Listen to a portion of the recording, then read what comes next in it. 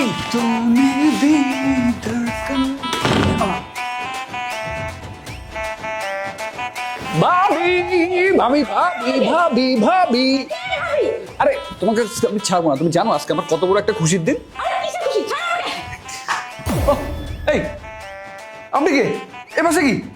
আমি কে মানে আপনি কে? এই আমি কে মানে আমার বাসা, আমার সোফা, আমার জায়গা, আপনি আমাকে জিজ্ঞেস করেন আমি কে? অবশ্যই, আপনার সাহস তো কম না, আপনি আমাকে পেছন থেকে জড়িয়ে কেন ধরলেন? এই আমি জড়িয়ে দিয়েছি একটা কারণ আছে, আমার ভাবিকে জড়িয়ে দিয়েছি। আপনি কে? আচ্ছা একটা কাজ, আপনি কি এখানে চুরি করতে আসছেন নাকি? চোর নাকি আপনি?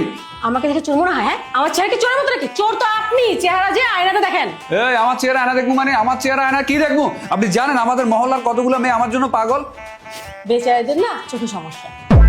ওদের চোখের সমস্যা না, চোখের সমস্যা আপনার। আপনি দেখতে পারেন না স্মার্ট একটা ছেলেকে। আচ্ছা আমাকে একটা কথা বলুন তো, এই বাসায় কি আপনার চুরির মতো? চোর নাকি আপনি? ও ভাবি, আম্মা, চোর চোর ভাই আপু, এদিকে আসো তো। আরে চোর চোর চোর চোর। দেখেছো এই বাদরটা আমার সাথে কি করছে জানো? পিছন থেকে এসে আমাকে জড়িয়ে ধরেছে। এটা কে? এই জড়িয়ে ধরছি মানে? আমি কি আপনাকে জড়িয়ে ধরছি? আমি আমার ভাবি। আপু, এই শয়তান ছেলেটাকে তুমি জানো আমার সাথে কি করেছে? আমি যখন এই ফার্নিচারগুলো পরিষ্কার করতেছি, পিছন থেকে এসে আমাকে জড়িয়ে ধরে এইরকম ভাবে ঘুরপাক খাচ্ছিল।